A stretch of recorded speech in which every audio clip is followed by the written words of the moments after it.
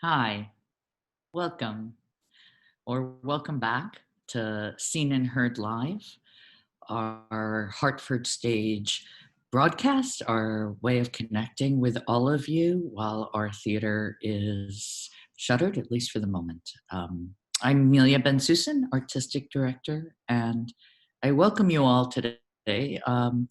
We're thrilled to celebrate our neighbors today, our street, and talk about those relationships.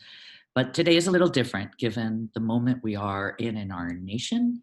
And so, as a theater that wants to hear and converse and just be in communication with all of you in our city, in our region, and in our country, we're just changing it up a little bit today. And you'll see what I mean in a moment.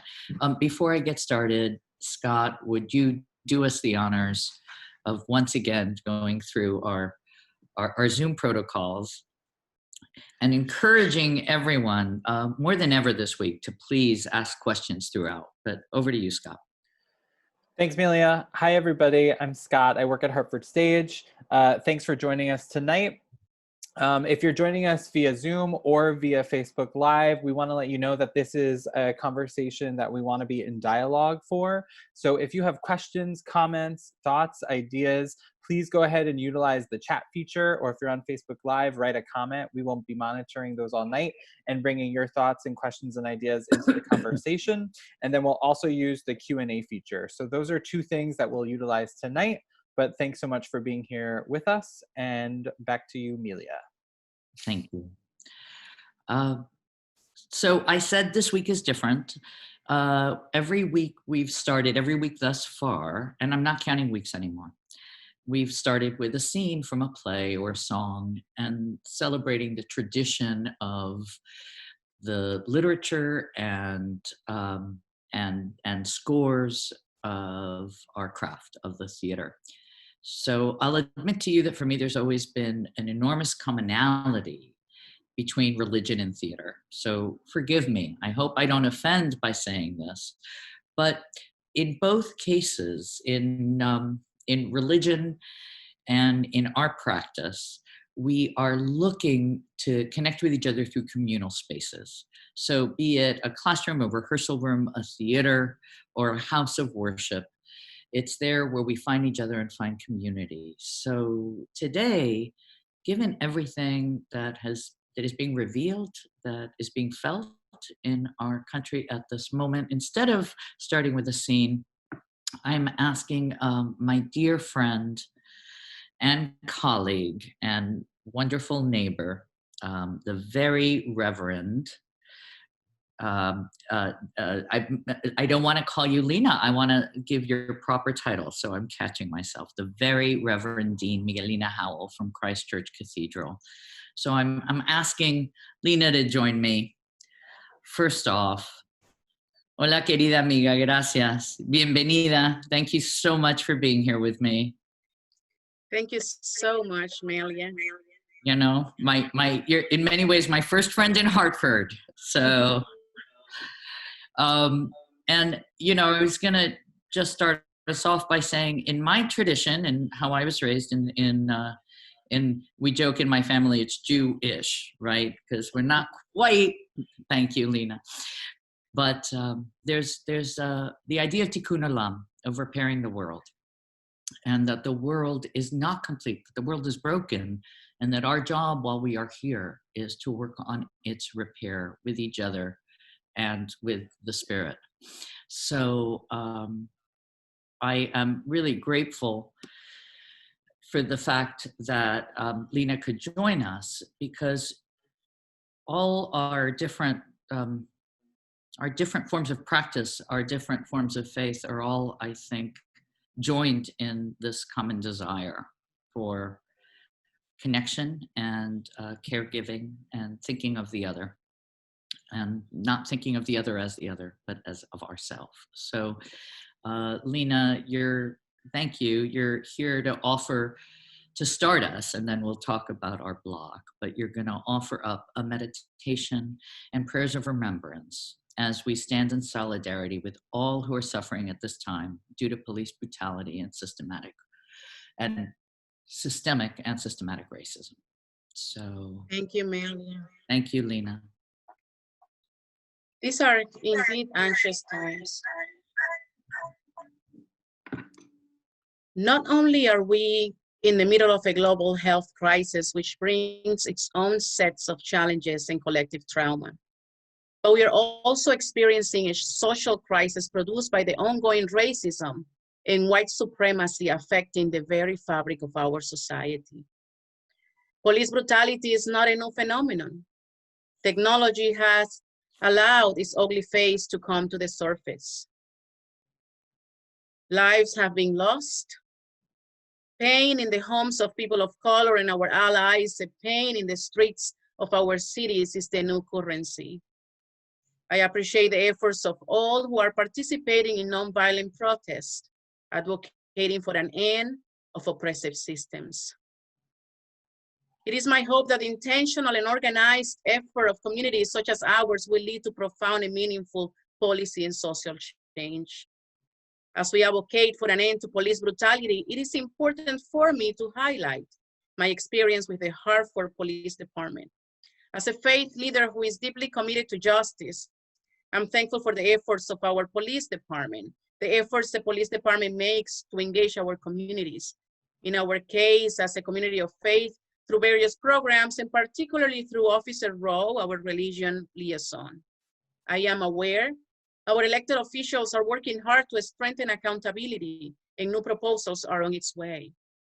In this nation and in Hartford, we need to make every effort to dismantle racism and eliminate any room for ambiguity when it comes to the safety of our residents, and particularly our residents of color. The Hebrew Bible makes a central value of hospitality, of hospitable care for outsiders, for travelers, refugees, and neighbors, particularly those who are foreigners. Hospitality towards those who are different from us. The Christian faith uplifts hospitality as a core value, and it is the call of every believer to embrace hospitality as an expression of our faith and honoring of all God's creature. Hospitality, in the broader sense of the word, is welcoming others as they are. God's creativity is seeing the diversity of humanity, and our inability to recognize our similarities and our differences and celebrate the differences is what leads us where we stand today. The moment we embrace the other and celebrate his, her, their difference is the moment we start living God's dream for all of us. And it's the moment we start building what we call in the Episcopal Church, God's beloved community. In my denomination, the Episcopal Church, through our baptism, we are called and committed to embrace the sense of hospitality. When we are baptized, usually as an infant, our parents and godparents answer a set of questions on our behalf. Then as young adults or adults, we have an opportunity through the sacramental rite of confirmation to answer those questions directly. One of these questions says, will you strive for justice and peace among all people and respect the dignity of every human being? Our answer is, I will, with God's help. I invite you today to embrace hospitality and strive for justice. See your neighbor as your most precious guest, the person you encounter on the bus, the person you encounter in the supermarket, in the streets of our city. I invite you to change the world one smile at a time.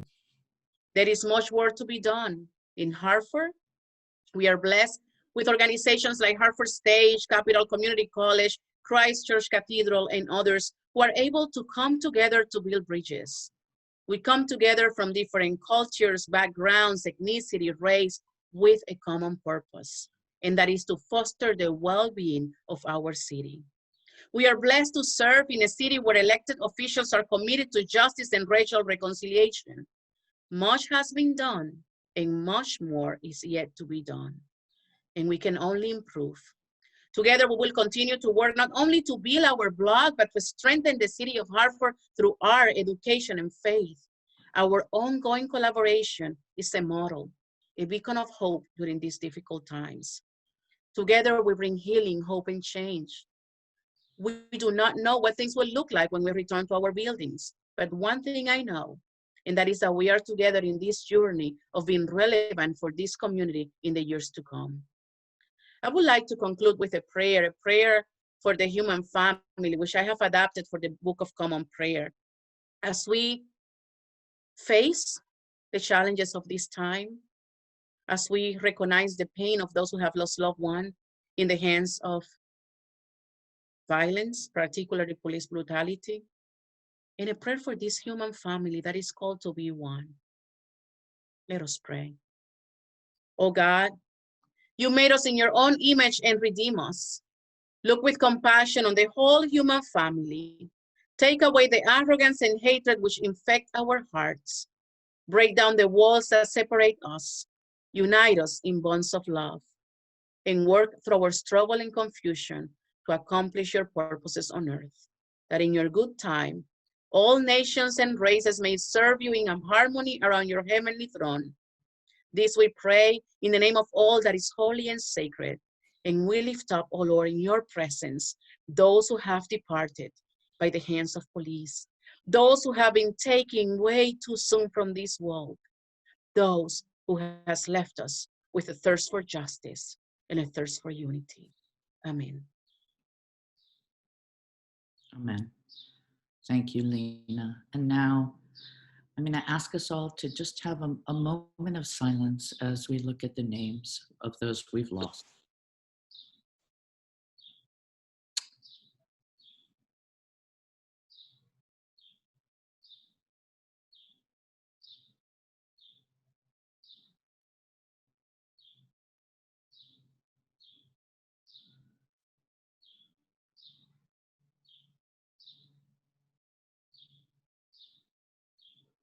Thank you. I think we all now need a deep breath as we move forward in the work. We need reflection and we need action. I'm so grateful that our guests who were supposed to be with me last week can join us this week.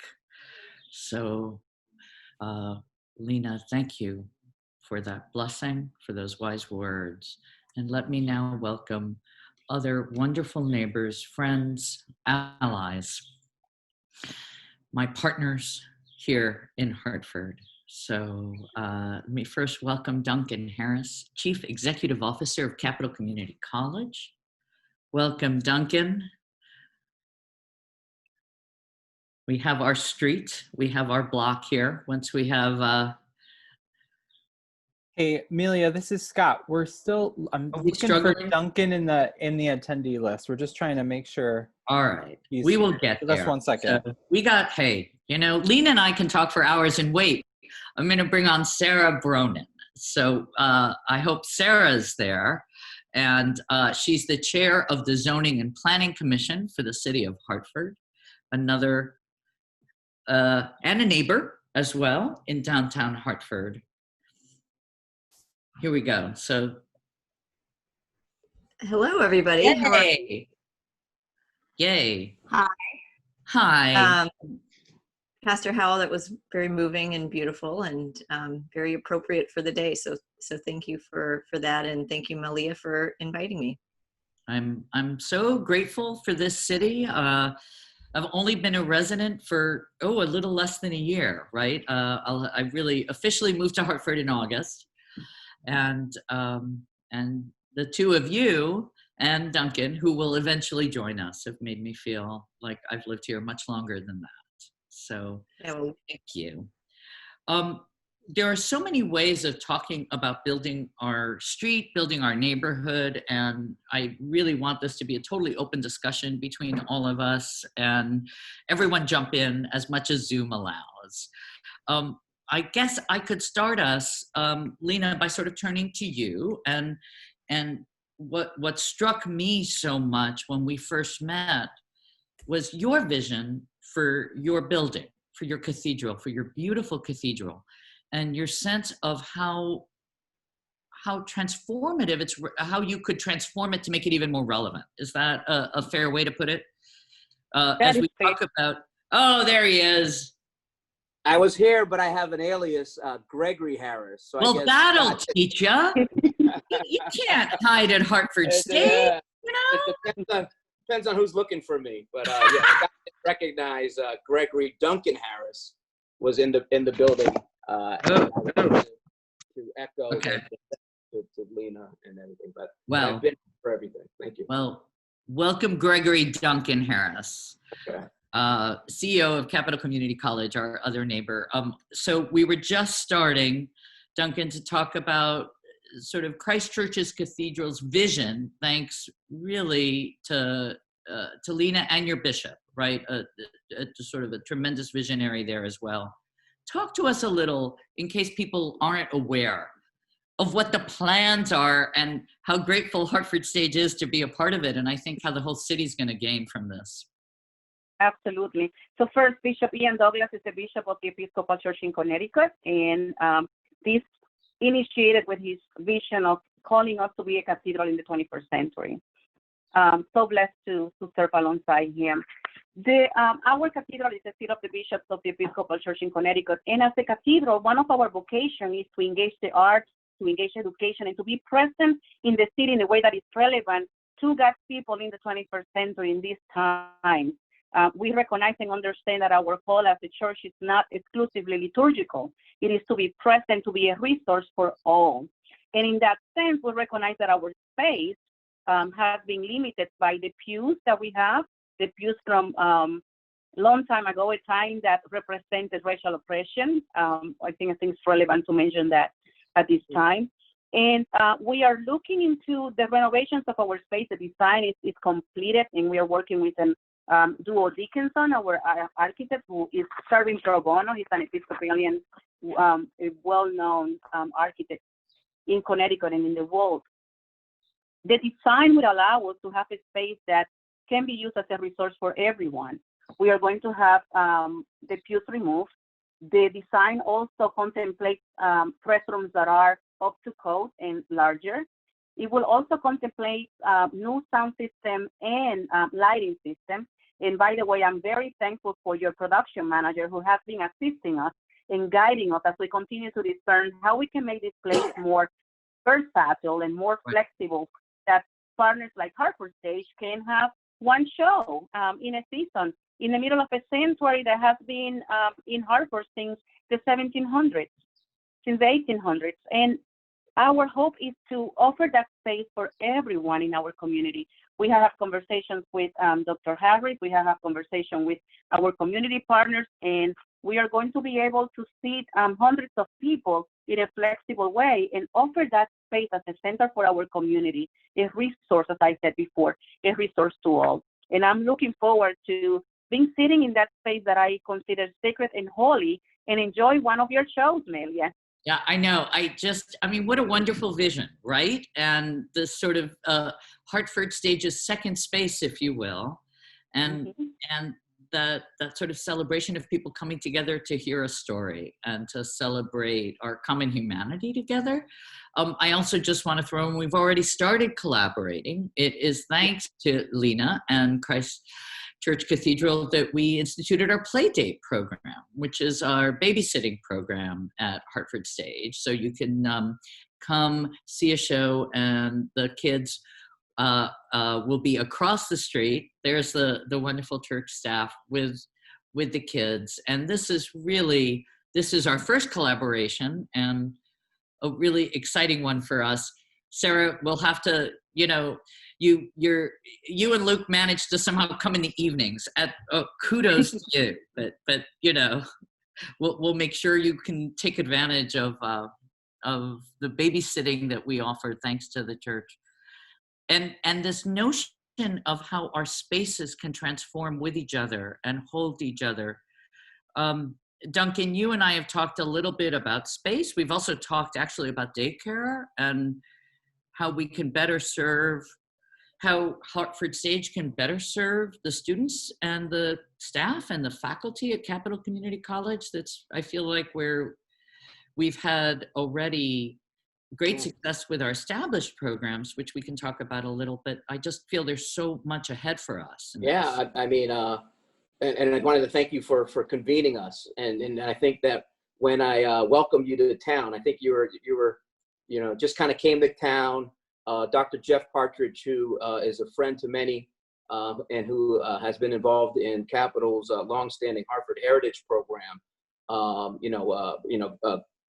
set up an introduction for you to come meet with the folks at Capitol, and you hit the ground running, and you certainly established yourself as a convener around issues that matter to Hartford. And so I wanted to thank you, for tonight and a forum for us to come together. I think it's very important. And so one of the things about Capitol, we talk about, we have a hashtag campaign right now, Destination Capitol. And what that is about is really it being, a destination institution for a myriad of reasons, primary being instructional and a place for lifelong learning for folks from the region. And so, there's a lot of power in the idea of downtown. We have cranes up, there's activity on Pratt Street, there's baseball, there's phenomenal world-class theater and the orchestra and things like that. And so one of the things that we recognize as the first institution in downtown, we welcomed our little brothers UConn this year, but we've been downtown since 2002. And so we were the first, public higher education entity established in downtown. And what I will say, though, is that, it has been somewhat daunting to many folks from the city. And so Capitol has made an intentional effort to open up our doors through partnerships like this, through partnerships with Lena and partnerships with Sarah and Luke and the city. And we recognize that Hartford needs a vanguard community college, right? Community is our middle name. That's not mission drift for us. That's what we've been known for since 1901 with Juilliard College and the founding of our nation's community colleges. And so we've doubled down on those efforts. And so we recently also just completed a educational master plan, an architectural plan for renovations to our college. So we haven't had major renovations to Capitol in 18 years. And so we've gotten some support from our system. We're next in line. We have an educational master plan that we'll begin to share out, which talks about how we'll convert our 300,000 square foot building to better meet the needs of our community. But my 3,000 students, and so as a part of that plan, we had a graphic which showed where our students are. And we talk about that the city is truly our classroom. Even though our main building is at 950 Main, I have 300 nursing students in clinicals at all of the hospitals. I have students in Josiah Ricardo's social services class, working in community-based organizations, learning the field and how to be aspiring or oncoming social workers.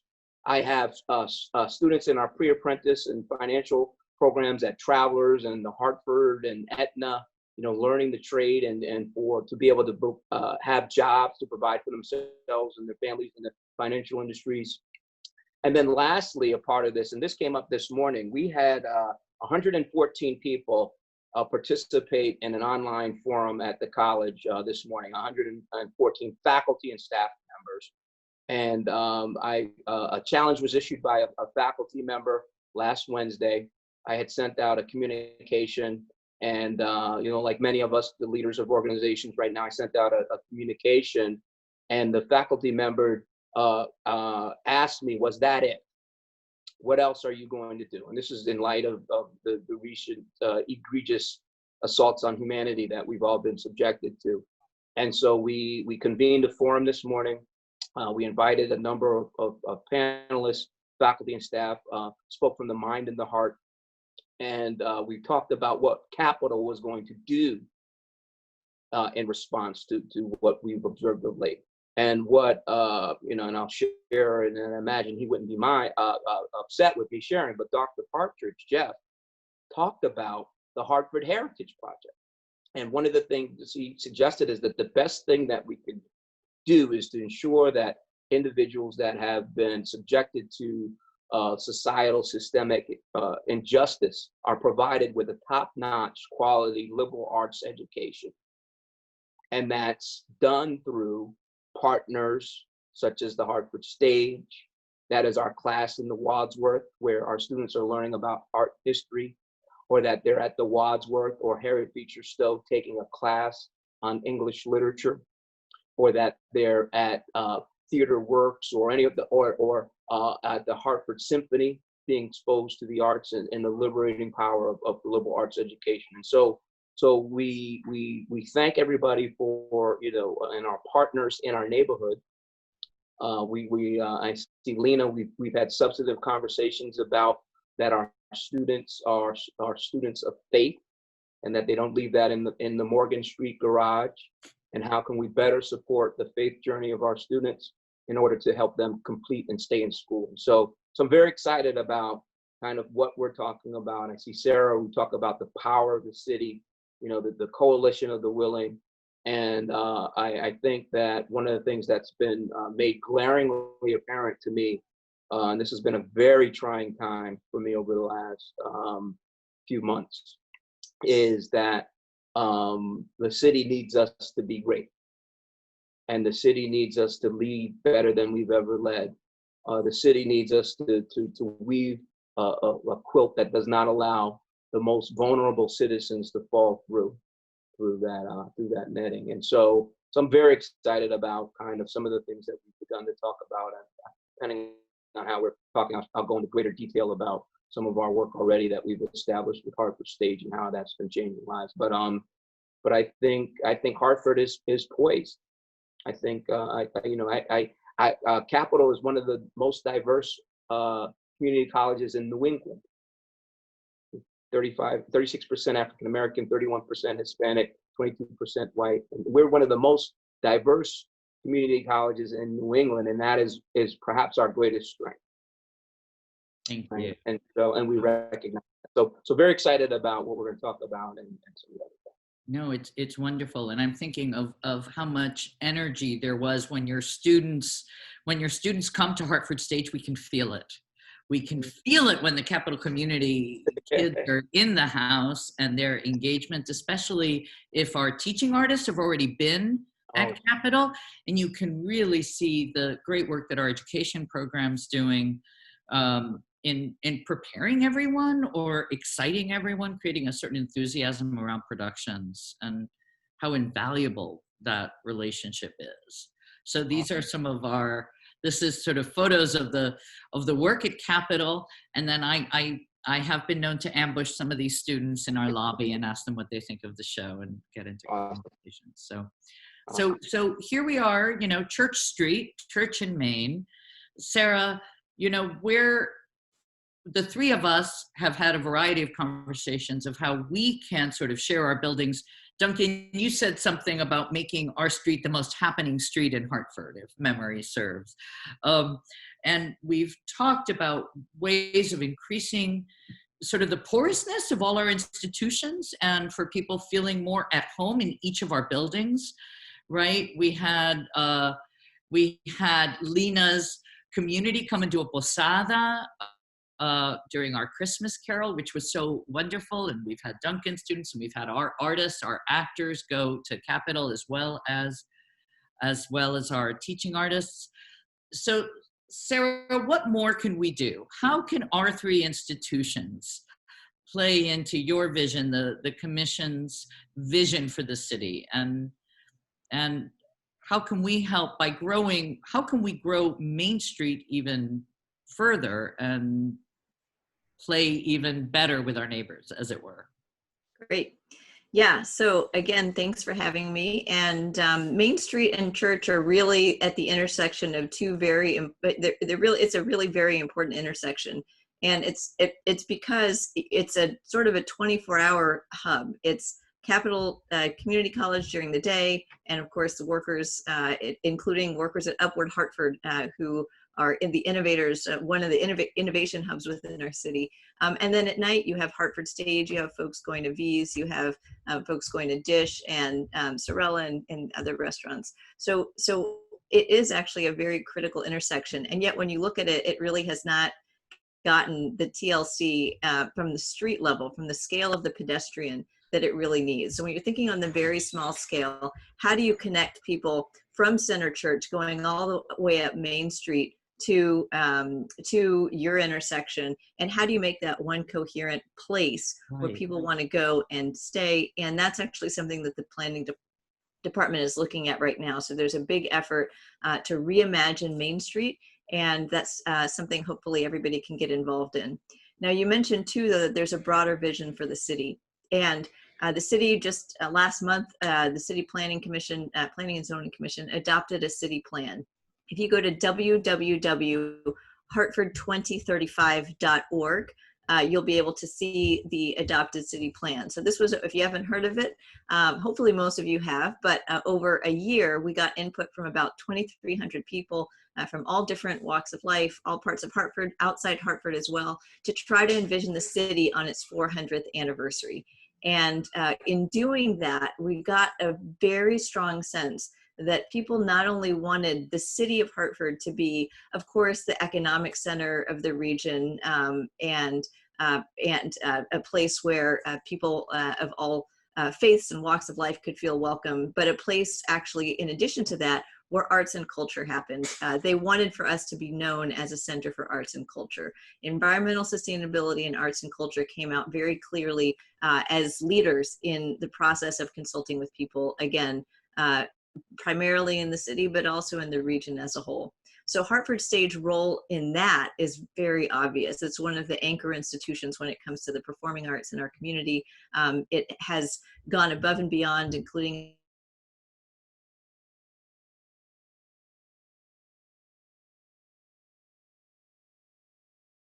allow themselves.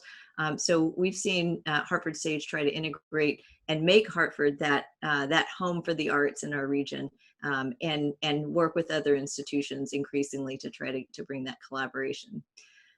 So I think Hartford Stage has a really big role in this, and on a number of fronts, on the street scale, on the pedestrian scale, but also contributing to what Hartford can be and what Hartford can be known as. I think we're probably for our size, 18 square miles, we're jam-packed full of arts, and it's not just in downtown, it's also in our neighborhoods, which have a lot of really great arts.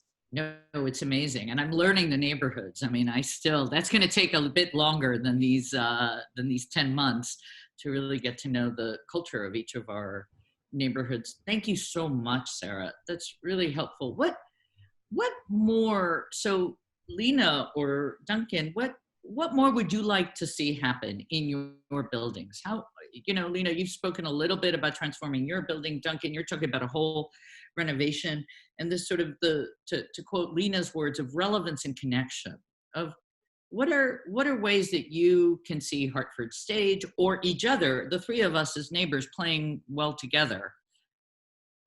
Yeah, go ahead. Yeah, I have a very practical one, and I'd imagine, and I'm hopeful that Julia Rosenblatt's on the line, who is a faculty member at the college who I hired last fall to launch our theater program. And one of the things that she's been charged with is that she has 3 years and she's already got a year under her belt, but to ensure that Capital has one of the most renowned community college theater programs in New England. And so she only got 3 years. Got 2 left. And I'm sure she's on the line. And but I say that jokingly, but when you look at the resources that have been availed to her, and she's working on it, I see in the chat. Yeah. But when we were talking about this opportunity and the fertile ground to build a program for oncoming thespians and the field and access to you and access to the, you mentioned when the cast of Don Quixote, when Quixote came to my campus, it was standing room only. We had probably over 100 students in our community room. And when they told their stories and brought to life that profession, I'd imagine that there are students right now who have access to all the resources, the theater community in Hartford, that will be watching on stage 10 years from now, and maybe 5 or less. right? And so I do think that there's great opportunity for us to ensure that it's a fail-safe program and we have these large comprehensive high schools where I'd imagine that there's an opportunity for those students that are interested in theater and Kinsella and things like that, that we should once again ensure that it's fail-safe for those individuals aspiring to enter into that realm to have access. And access is the great liberator, and if we're interested in addressing inequity, I think that we need to really make sure that access to these opportunities that exist for all people and people, that reside in Hartford, probably in particular, is a great thing. We have a third of our students live in Hartford zip codes. Right. Amazing. We are the largest educator of undergraduate college students that come from Hartford or that live in Hartford. And so we, as we recognize that and we begin to pull back what that means, in terms of addressing equity gaps and things like that, that relate to the city and the impact of poverty on our students, that we need to once again ensure that there are these fail-safe structures and systems and partnerships that we put in place. Right. And so Julia's got 2 years left. And she's on it. I mean, yes. I'm a big Julia fan too. I would say too that for all our organizations, that our partnerships can extend not only to the acting realm, right? Because we have marketing, we have development, we have engineering aspects, computer aspects. So to look at different ways of incorporating students and volunteers and just, I want to read this one comment in the chat because I think this is so great. Sarah Frey says, listening to you all, I'd like to see the Main Street corridor downtown area become more inviting, walkable. Maybe it's street lights, murals, paintings, traffic calming, right? So Lena, you and I had a joke right at the beginning that we needed a crosswalk. Sarah, can you help us? We need a crosswalk right in the middle of the block. I'm sure that's no problem. So that if you go to the cathedral and you drop off your kids, or you visit that space for a reading and then you come to our theater for a conversation, that there could be more life on those streets. So thoughts on that stuff, folks? I love that. Yeah, I mean, I'm very serious about the fact that there is an active effort. I'm trying to find the link actually while I have the chat window open.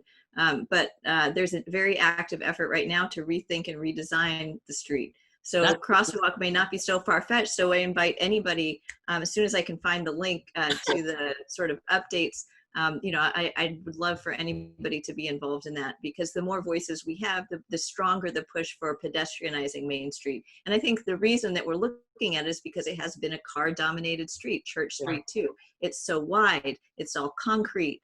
There's nothing sort of humanizing the street, and that deters retail from going there, and that deters that quality of life that, you want the theater to be in the midst of a bunch of stuff. Right. I mean, I have this fantasy, and right now it's a fantasy. I know we're in a global pandemic, among other crises in this country, but I have a fantasy that our lobby could be much more of a hub, that, we could extend our hours when the lobby's opened, that there could be Wi-Fi, that there could be, free coffee and free Wi-Fi, right?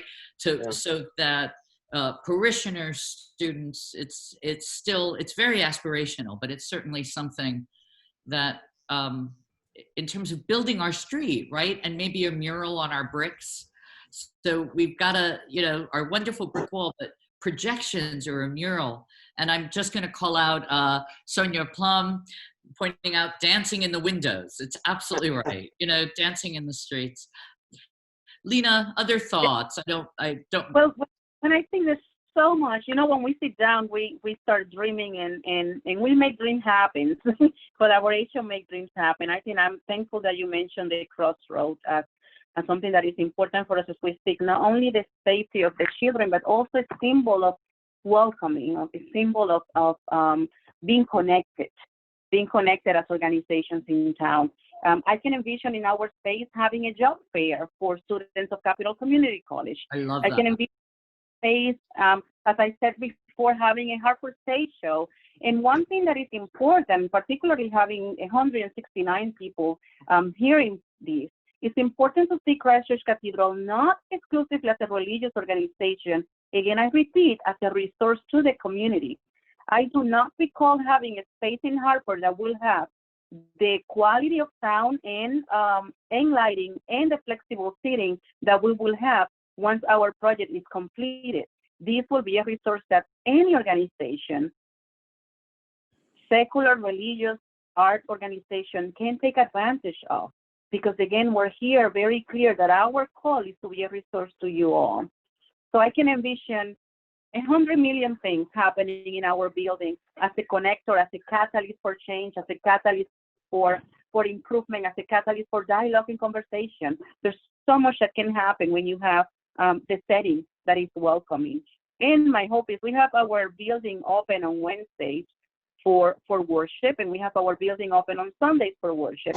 My hope is that we can have the building open in the same vision that you have, Melia, where people feel that they can just stop by and sit down and have a moment in whatever concept they have of God, that they can find that space in our space and create a sacred space in their daily life.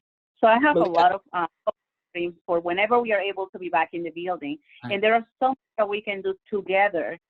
We already are collaborating with Capital Community College, assisting their food pantry and in their boutique by inviting every Episcopalian in Connecticut to donate towards their food pantry. And those are small things that are meaningful because we are creating a space for the students to be worried about their classes and not necessarily being worried about their basic needs. We understand that it's deeper than what is visible to the eyes.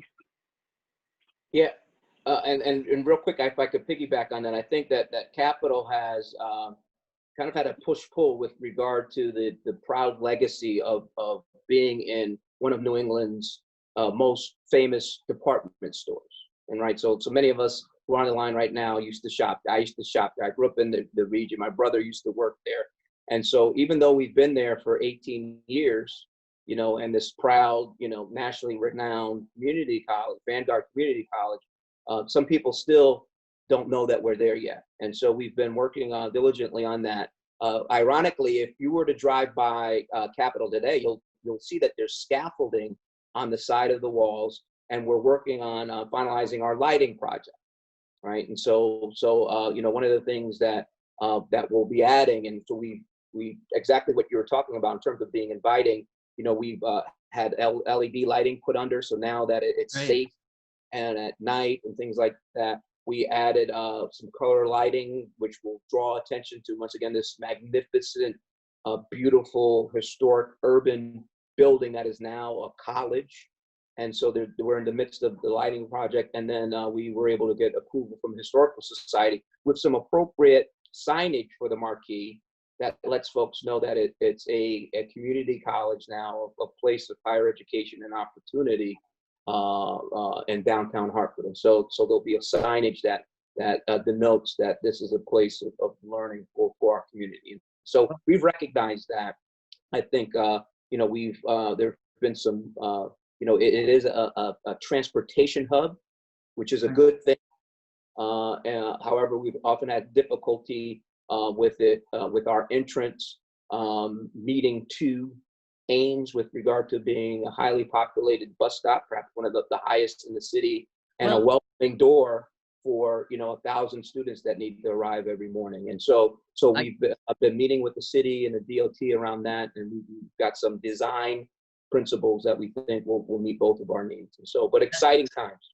It's really exciting. I mean, I love the conversation on the bus stops because, our offices, we go from our theater to our offices, and we're always walking past the bus stops and thinking, how do we incorporate these places? How do we make the outside and the inside feel like they can be shared more? Maybe Hartford Stage has to do more street theater, to sort of bring using Capital Community College students, really traveling from building to building. I want to make sure if there's questions from all you wonderful people who are joining us. Hey, Amelia, this is Scott. Yeah. One question we have is, can we go into a little more detail about the Hartford Heritage Project, the capital program, and what that is? Yeah, actually, I think we have the founder on the line, Dr.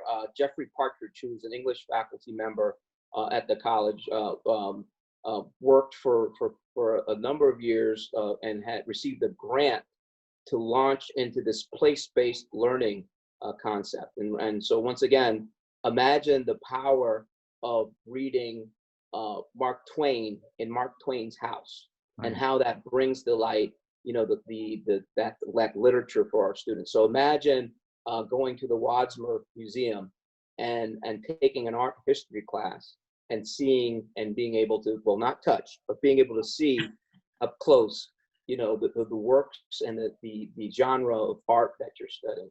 Right. Imagine how theater comes to life in a theater class when you walk across the street and the price of the ticket is not a barrier, because we've worked that out through the Hartford Heritage Program, and you are able to experience your first world-class play that now ignites a fire for the rest of your life for yourself and your children and your children's children around theater, which for in many instances may have been something that members of our community have never been exposed to.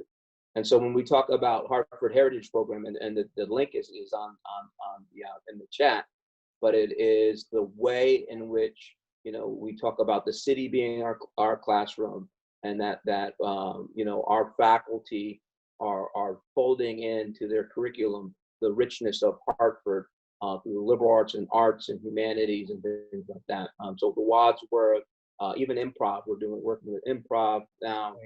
The Harriet Beecher Stowe, Mark Twain, the symphony. So we worked with the folks at the symphony most recently, and so now our students are exposed to Masterworks and Karen Swan, and so once again, it's part of the richness of our experience at Capitol, and something that certainly makes us unique. But the Hartford Heritage Program. So that's through our partners. It's a great program, and I know watching the students as little as I get to see them when they connect with Hartford Stage, and what a gift that is for us as well, because the more diverse our audience is within the theater, the more enriching the experience is for everybody, right? Yeah. So it's to look around that theater and see different ages and different backgrounds and hear different voices reacting to the work just makes all the difference. It was one of the great joys of the Quijote Nuevo experience. You're right. The actors loved coming to Capitol, yeah. Right? And they loved sort of being part of this community. So is there another question, Scott? I know we have two other neighbors who want to say hello, but I don't know if they're here yet. I did invite Tim Restall. Tim, are you there to do a shout out? You're on our street. Mm-hmm. And Rob, I don't know if Rob is here yet. V's is now open, right? Mm-hmm. You can go back to dining at V's, and that is appropriately socially distanced and with masks and what you need, but V's Trattoria, which has really been a great partner for us as well. It's kind of the Hartford Stage cafeteria as well. And there's Tim. Hey, Tim, you're backlit. I am. But there you are. You're back in your field. I am, and I wanted to make sure Duncan saw this because he was talking about all the work done at the. I'm not sure if you can see. You can't zoom, but there is definitely a Capitol Community College sign in the background. So I wanted to, first of all, thank you all for having me on here. It's funny, even though we're not playing baseball, and we talk about baseball not being essential at this time. Community is so essential at this time. So thank you so much for having me be able to join this and just say hello. So we're glad to see you. I mean, it is. I did joke with some of the staff at Hartford Stage that I was gonna do a Mr. Rogers and change a cardigan and say welcome to my neighborhood. Luckily for everyone, I really can't sing, so I'm gonna spare everybody that. But it really is a treat to think of all the things we can do together. I think we have time maybe for one more question, Scott. Yeah, this is Scott. There's two to consider. How do we help connect the neighborhoods to our street downtown? Right. Or if they could, if you could only do one thing to start building our block, what would that be? So, Sarah, do you want to tackle the first part? Sure. I mean, actually, check out the city plan, although it's not really specific in terms of, sort of street by street. The idea, one of the driving forces and ideas is connectivity among different places. Downtown North and sort of, connecting over or under the highway, however it ends up being reconfigured, is an essential element. Also, the transportation piece, how do people get to and from? We know a lot of people bike, 32% of our residents don't have cars. So accessing the stadium, having bike racks, accessing Hartford Stage, being able to get people to and from safely by adding bike lanes to Main Street. But thinking about the stage and its location as part of a broader network of connectivity that needs to happen across the city is something that we're looking at. That's awesome. It's really, go ahead, sorry. I was just going to say too, we also have to think about how we're connecting Hartford to the region beyond. And some of you may have seen today in the New Haven Register, there was a story about an effort to, it's called currently Desegregate Connecticut, but it's in attempting to sort of start the conversation of land use issues, and planning and zoning, don't fall asleep. It's actually really important. and how those might change or limit who lives in suburbs and who lives in cities, and how we actually want to sort of mix a little bit more for a number of reasons, but particularly with regard to segregation. So it's not just neighborhoods within Hartford, but it's also thinking about, the stage and how it connects and brings people in, and also how we, continue that effort to desegregate the That's wonderful. And we love being part of that. Lena, go. What were you going to say? Love to say something in terms of desegregation. I'm a frequent member of Hartford Stage. I have my season tickets, and I usually attend on a Wednesday evening, and not many people look like me. One thing that I appreciate about your leadership, Melia, is your intentional effort for Hartford Stage to bring in the representation of our beautiful community in Hartford. In December, I attended the reading in Spanish of the Christmas Carol, and seeing the stage filled with Latinos and Latinas and children and younger adults reading in Spanish was something that I would have never dreamed of to experience in a theater in our town. So I'm thankful for those intentional efforts that are just a glimpse of what can be done in the future as we continue to bring art and education to all God's people. So thank you. Thank you for your partnership, which has made it so exciting to do this work. I mean, Hartford Stage can't do it without all of you on this screen. So I'm incredibly grateful for your vision and your efforts on behalf of our city. Can Rob say a quick hello? Did Rob make it on? Or is he too busy? He's too busy at V's, maybe. This is, well, I'm trying to find him. I'm struggling. Sorry. No worries. You can bring him on when you do. We could go on for ages, as always with these. I'm trying to sort of leave everyone with a taste for more, right? Always leave them wanting more, being a good theater cliche. We always end with a poem, as many of you know, and if you haven't joined us before, we end with a communal reading of a poem. And I'm really honored this week that we have a poem celebrating the Boricua life in Hartford, the Puerto Rican energy in Hartford by one of the poet laureates of Hartford to my mind, and that's Bessie Reina.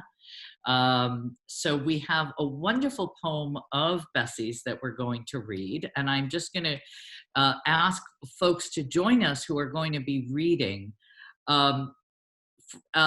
Cynthia, my wonderful partner, I get to be today was my getting credit for all this great work that Hartford Stage has done, and of course it wouldn't be possible without the extraordinary staff that is Hartford Stage, and Cynthia Ryder, my great partner and managing director, who is working on all of this. And I welcome Jacqueline or Jackie. Can I call you Jackie? Hello. You know, the Jacqueline Stark. Yeah. All right, Jackie Starks, who's a current Capital Community College student in theater, yes.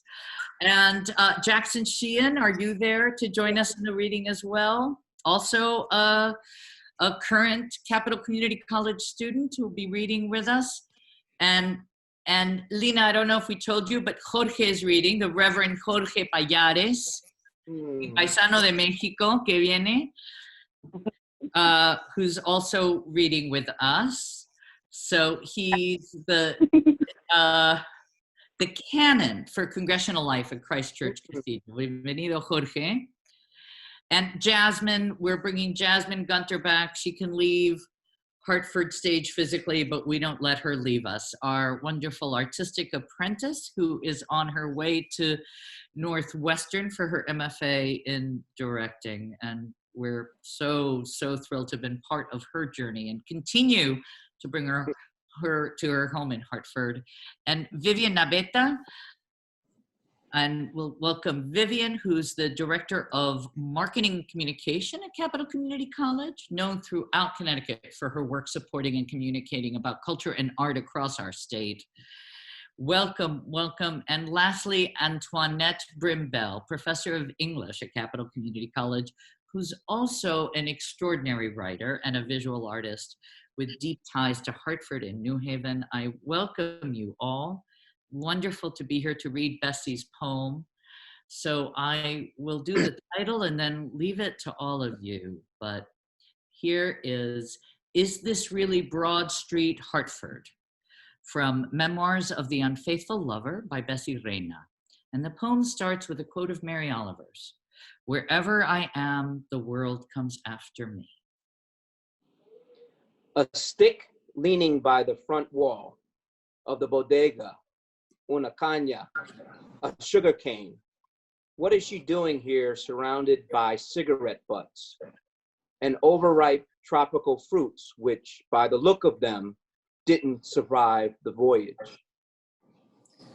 All of us converging thousands of miles away from where we started, our distorted reflections starting from small sections of glass, not yet covered with flyers for Cafe Bustelo and laundry detergent on sale. These fruits, the sugarcane, me. What are we doing in this corner of Broad Street? How long will it take before we start conjuring tropical breezes and looking for the tormented clouds of our islands? San Luis Oriente, the small Cuban town where I learned to say caña, to taste it, to want more, childhood games, pure, delicious like the sugar cane we stole from the trains loaded at the Central Union. Boy heroes fighting to be the ones who release the canes. I want to grab the sugar cane on Broad Street, dance with her, run backwards.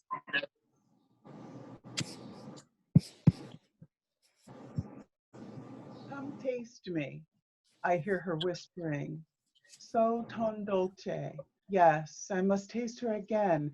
Esta caña tan dolce. I want to have her now as I did then. She wants me to unveil her, to make her mine in the middle of the street. I close my lips around the meat while she promises to take me back to be tan dulce, like the afternoons in San Luis, when the only thing that mattered in our world was the sound of the train enticing us. Sígueme, sígueme, sígueme, sígueme, follow me, follow me, follow me.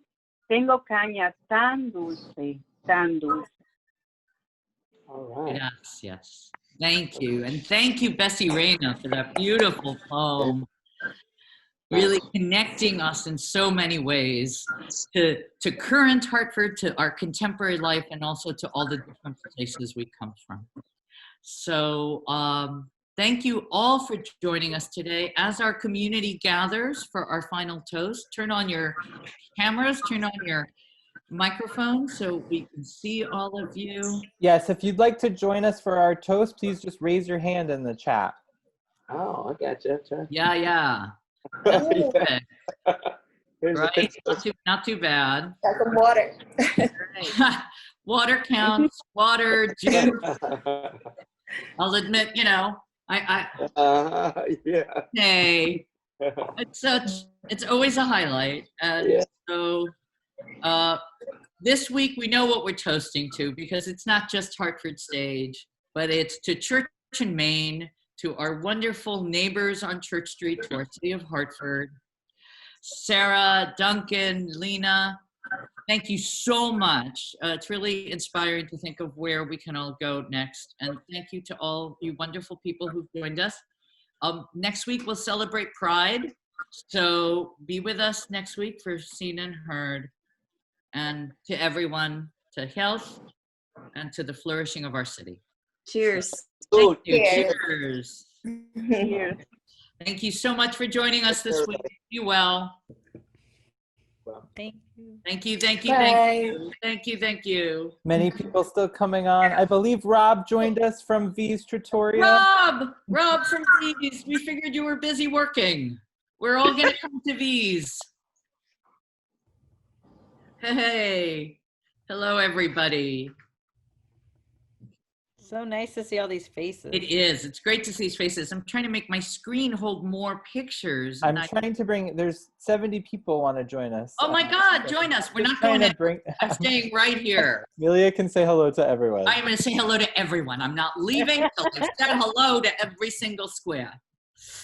I'm trying to help you out, Scott. Bring people on board. That's right. Thank you, Rachel. We'll get everybody on. Well, we're good. But I mean, it's such a great thing to be able to speak to your neighbors and have more neighbors join. So, hey, Sonia. And I see a lot of our board members joining us. Thank you for the support of our great board and our staff. There's twinkling in the background. So we're all, Hi. Hi. Thank you all. Cheers to everybody. Cheers. Cheers. Someone else has to say something. I'm just carrying on and on. I'm on. So, trying to get everybody. Amelia. Hey, Dan. Thank you, everybody. Right. Hi. Great. Thank you all. Take care. Be well this week. We'll see you next week. Signing off.